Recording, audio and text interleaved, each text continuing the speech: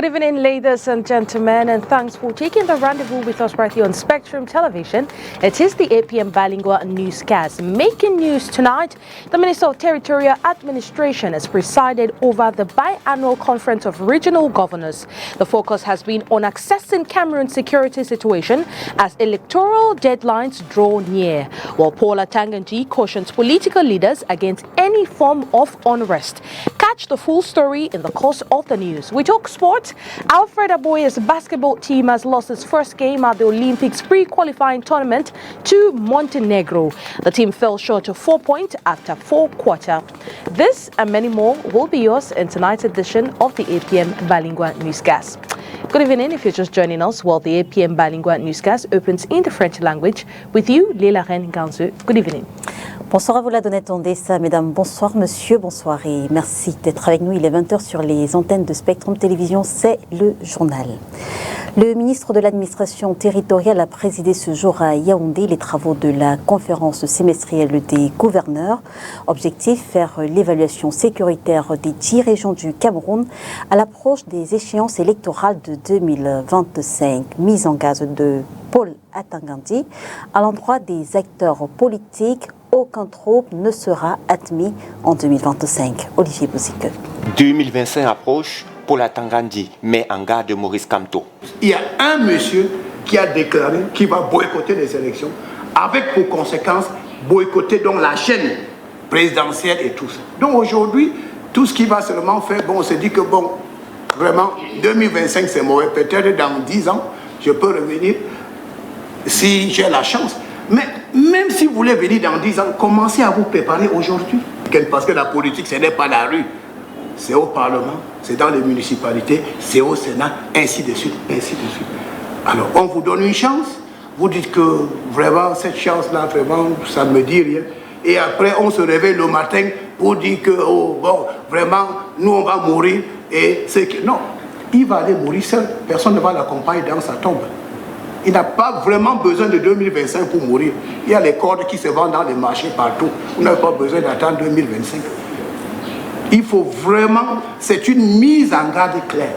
Dans son propos d'ouverture de la conférence des gouverneurs, le ministre de l'Administration territoriale a également donné des précisions sur la position du gouvernement au sujet de la polémique au sein du PCRN. Il n'y a pas de polémique. Il s'agit de quelqu'un qui a créé son parti politique.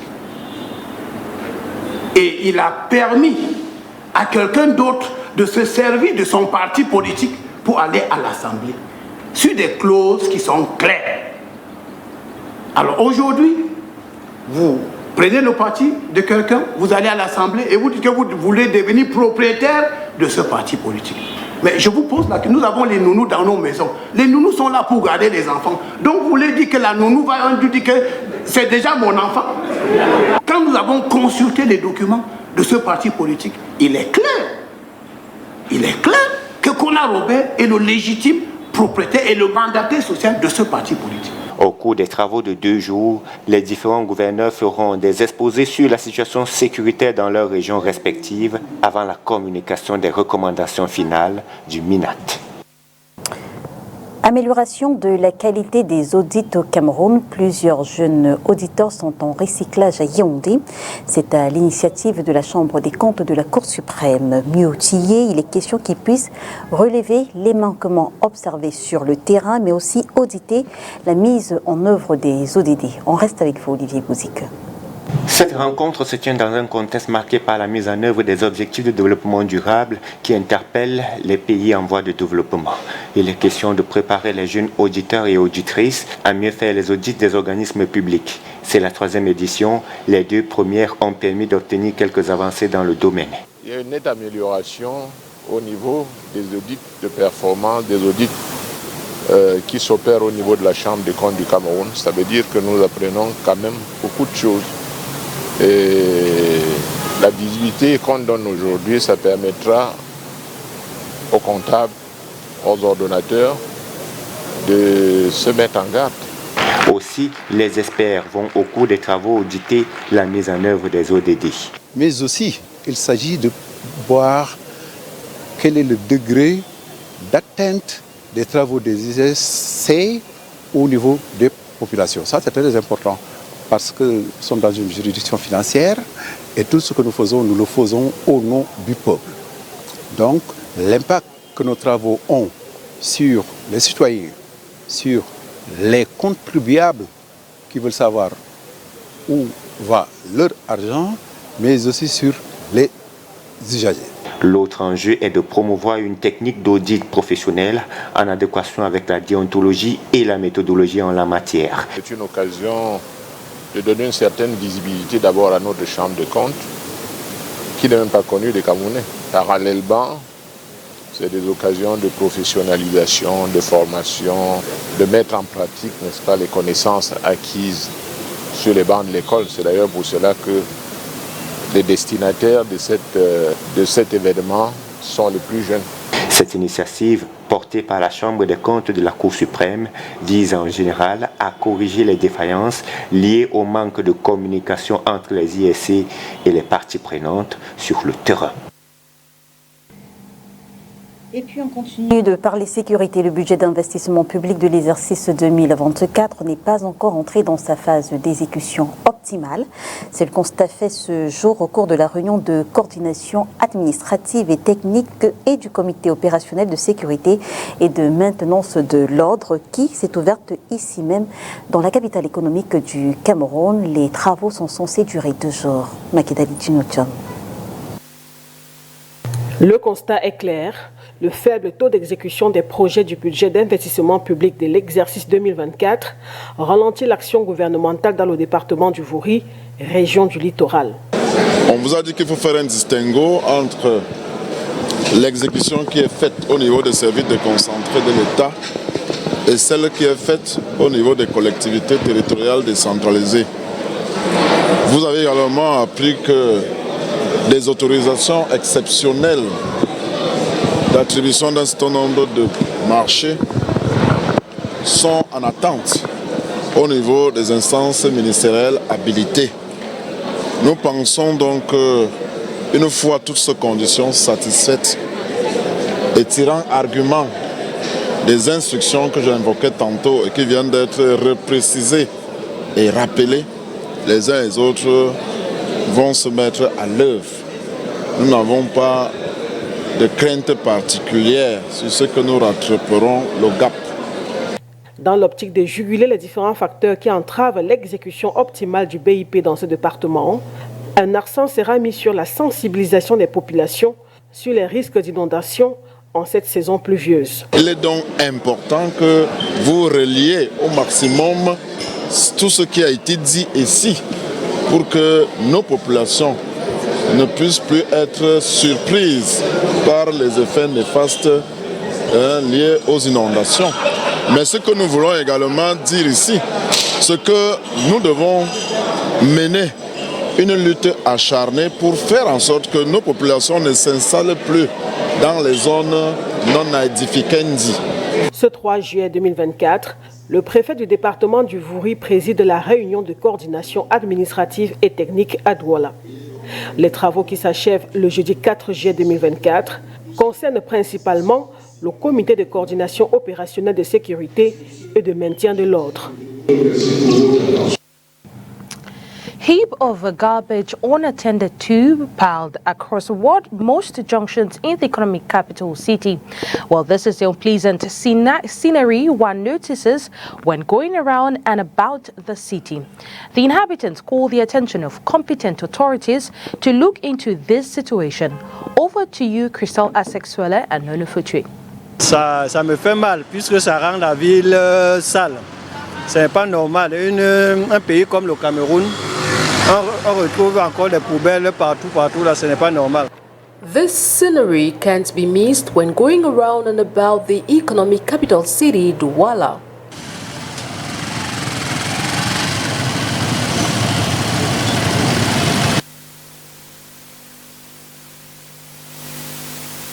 Heaps of garbage unattended to, piled across most junctions, flood the streets. The inhabitants, left to their mercy, still go about their activities in the midst of this refuse and unpleasant stench. Venant à côté des bacs aujourd'hui, les conséquences sont des maladies, des infections. Tout cela, ça nous met mal à l'aise.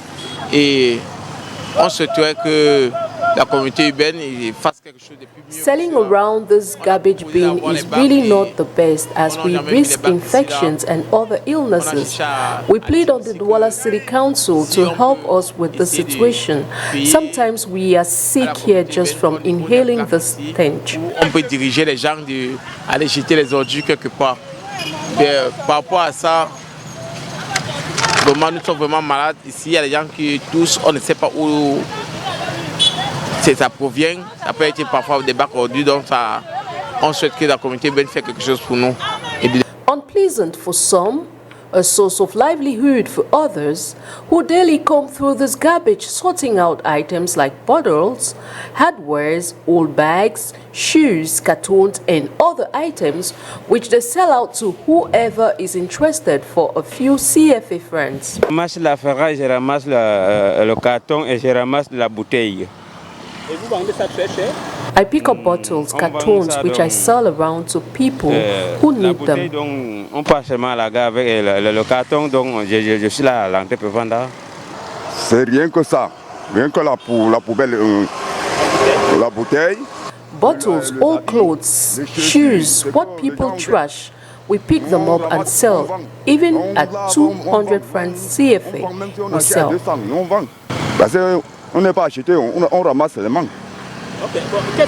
However, the issue with waste management in Cameroon's metropolitan city, Douala, has been a daunting task for the authorities to tackle, as the waste management company in charge of picking up this garbage does not do that on a regular basis, hence the result of what is experienced around the city.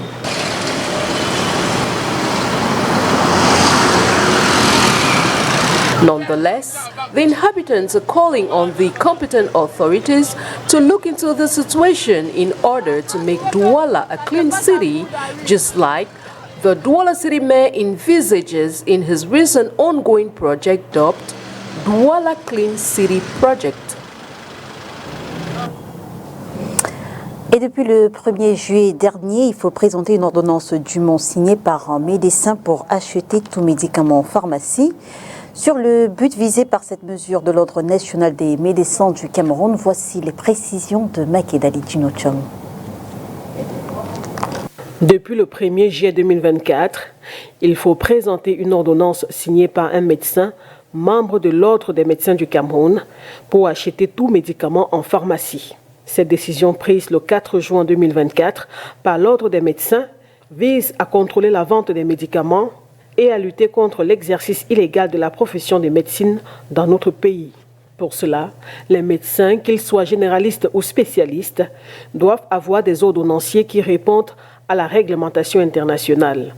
C'est-à-dire, l'ordonnance doit être rédigée sur papier en tête qui mentionne le nom du médecin, sa spécialité, la dénomination de la formation sanitaire au sein de laquelle il exerce, ainsi que son numéro d'inscription à l'Ordre national des médecins du Cameroun.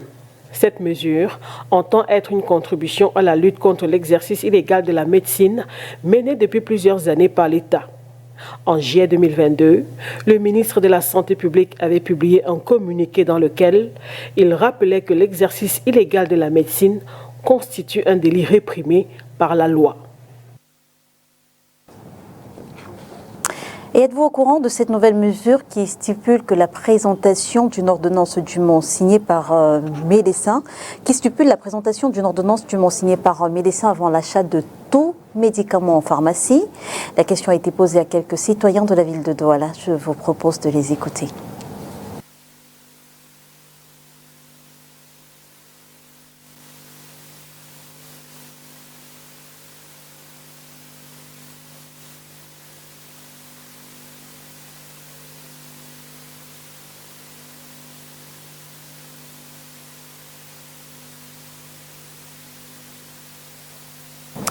Nous reviendrons sur cet élément dans nos prochaines éditions, mais avant, comment se porte le département du Vouri? La question est au centre de l'assise de l'association des chefs traditionnels des villages Sawa du Vouri. La rencontre annuelle passée, le compte rendu a été présenté au cours d'un point de presse ce 2 juillet 2024. Aurélien Danquin. En 7 points, les gardiens de la tradition Sawa du Vouri ont présenté la situation de ce département. Il est question d'apprécier chaque action sociale. Ici, on a constaté qu'entre juin 2023 et juin 2024, des choses sont faites. Donc nous ne sommes pas là uniquement pour critiquer. Quand c'est bon, quand ça évolue, on le dit. Et nous tenons à féliciter le maire de la ville pour les efforts qui sont faits.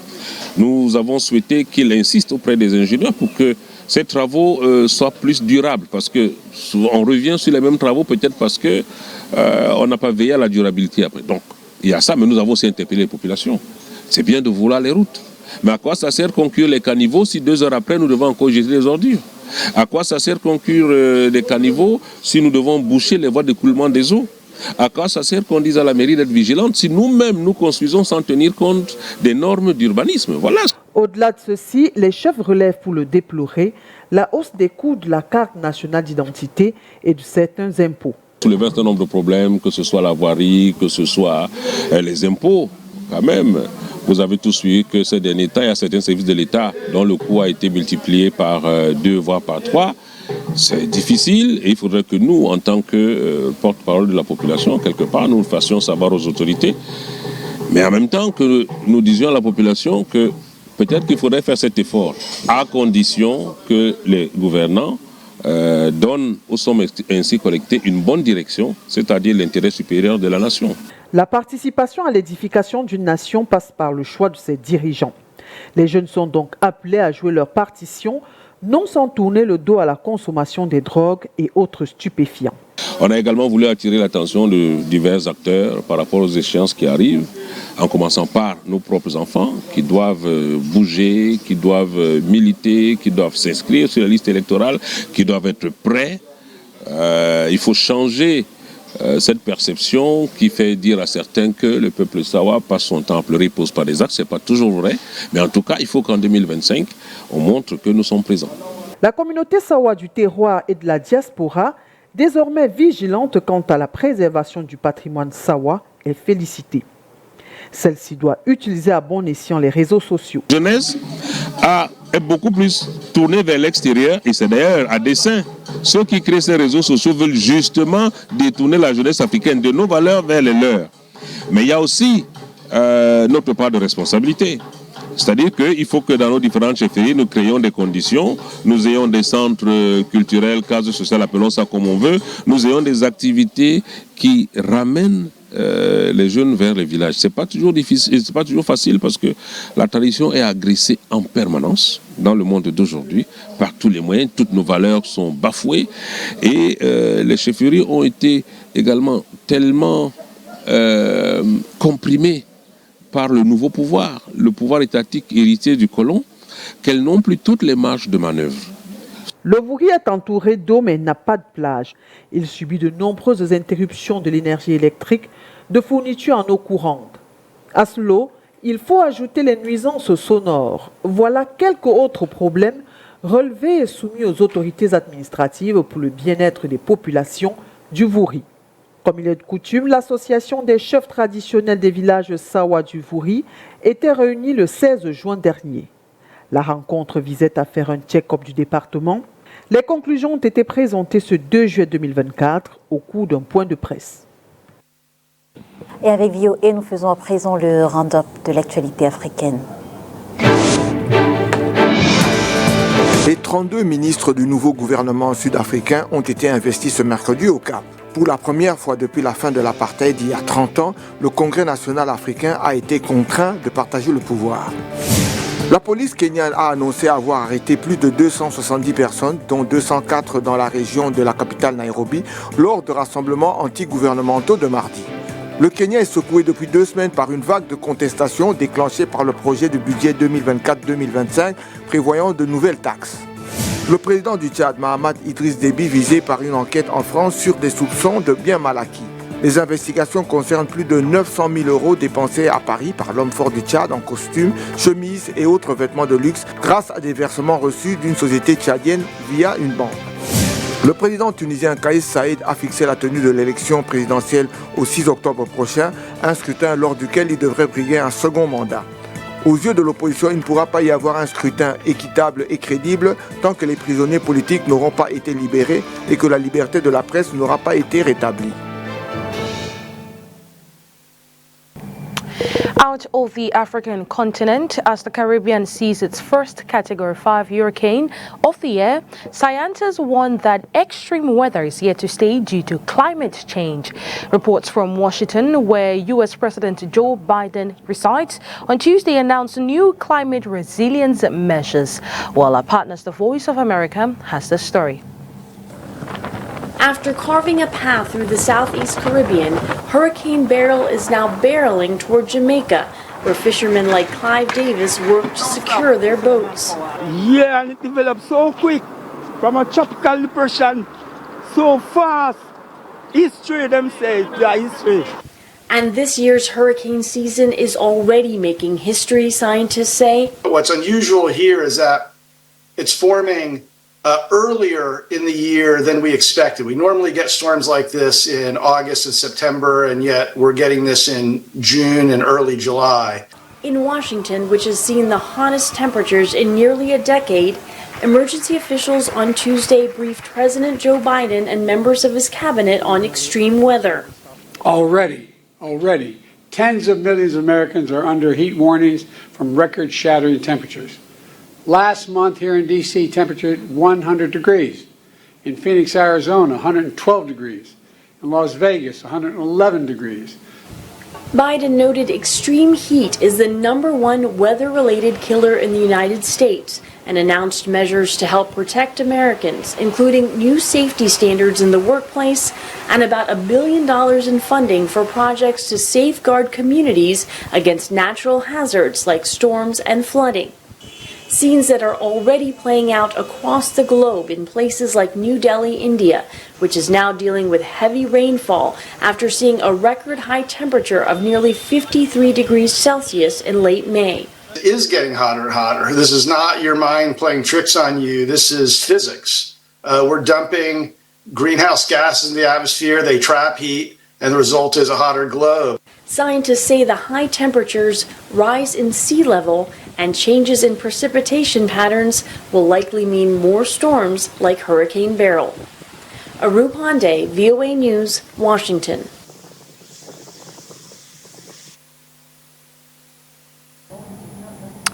In sports, the Cameroon national basketball team has lost to Montenegro 66 against 70 points in the ongoing Olympics pre-qualifiers in Riga, Latvia.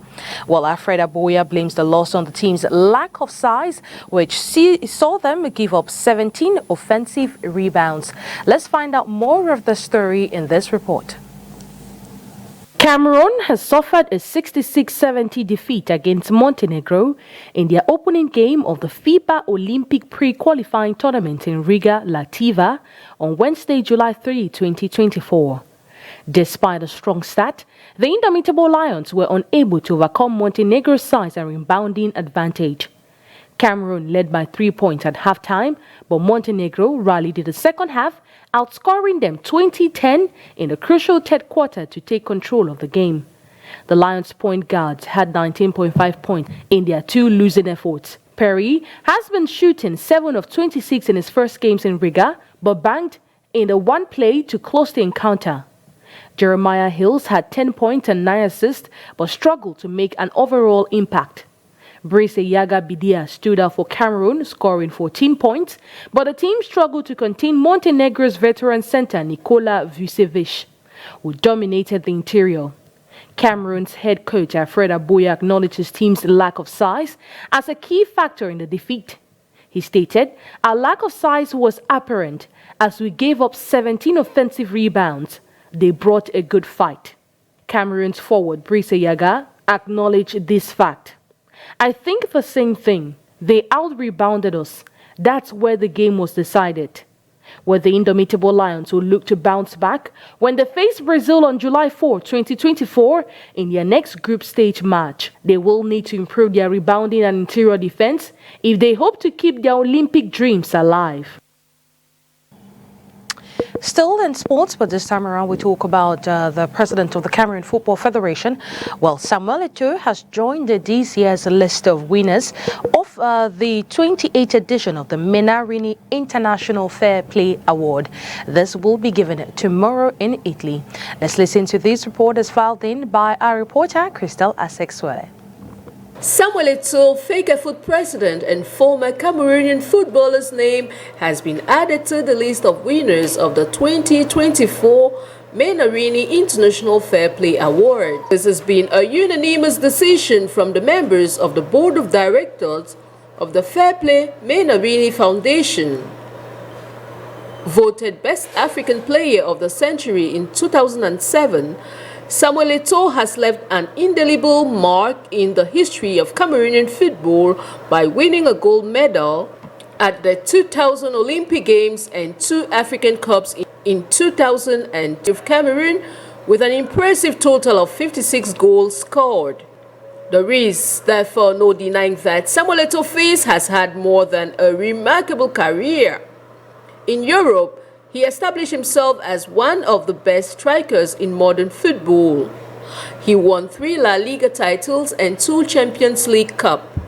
All these achievements and many others make him a Football Award. César Prandelli, Roberto Rigali, Fabio Cannavaro, and Giuseppe Docena will take to the stage of the Roman Theatre in Fiesole, Italy on July 4, 2024 for the Events Awards ceremony. Well, it's with that report by Crystal Sexuelet that we put an end to tonight's edition of the APM Bilingual Newscast. Do have a wonderful Wednesday night in the company of our program. See you tomorrow, same time, same station. If God willing, good night to you, Leila Rengazu. Bonsoir à vous, la Danette en dessin, mesdames et messieurs. Merci de nous avoir suivis. On se retrouve dès demain, 20h, sur les antennes de Spectrum Télévision, si bien sûr Dieu le veut. Mais avant, suivez l'interview de l'ambassadeur des États-Unis d'Amérique au Cameroun, ici même sur Spectrum Télévision. À demain.